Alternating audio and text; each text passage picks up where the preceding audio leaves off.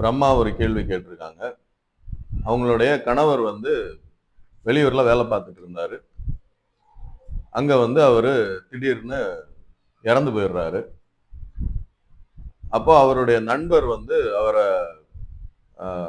Hospital கூட்டிட்டு போறாங்க. அதாவது அவருக்கு ரொம்ப சீரியஸா இருக்கிற டைம்ல ஹாஸ்பிட்டல் கூட்டிட்டு போறாங்க. ஹாஸ்பிட்டல்ல அட்மிட் பண்ணி அந்த ஹாஸ்பிட்டல்ல வச்சு அவர் இறந்துடுறாரு. அவருடைய நண்பர் எப்படி குடுக்குறாரு அப்படின்னா, அவருடைய வீட்ல கூப்பிடுற பேரை வந்து அவருடைய பேரா குடுத்துடுறாரு. அப்ப அவருடைய இறப்பு சான்றிதழ்ல ஒரு பேர் வருது. ஆனா இவருடைய ஆதார் கார்டு, அவருடைய சர்டிபிகேட்ல எல்லாம் வேற ஒரு பேர் இருக்கு. செல்ல பேர் கூப்பிடுவோம் இல்லையா வீட்ல, அந்த மாதிரி ஒரு பேரை வந்து இவரு அவருடைய பேருன்னு சொல்லி அங்க ஹாஸ்பிட்டல்ல குடுத்துடுறாரு. அந்த பேர்லயே வந்து இறப்பு சான்றிதழ் குடுத்துடுறாங்க. இத வந்து மாத்த முடியுமா?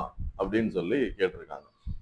கண்டிப்பா அத வந்து மாத்த முடியும். அதற்கான தகுந்த ஆவணங்கள வந்து நீங்க ப்ரொடியூஸ் பண்ணணும்.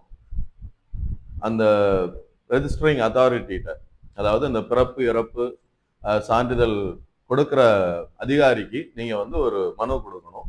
அந்த மனுவுல வந்து அதற்கான ஆவணங்கள் எல்லாத்தையும் அட்டாச் பண்ணி நீங்க குடுத்தீங்க அப்படின்னா, கண்டிப்பா அத வந்து மாத்த முடியும்.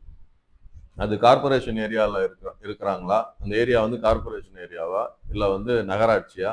இல்ல பஞ்சாயத்தா? அப்படின்றத பார்த்து, அங்க இருக்கிற அதுக்கான பிறப்பு, இறப்பு பதியிற அதிகாரிக்கு வந்து நீங்க ஒரு மனு குடுக்கணும்.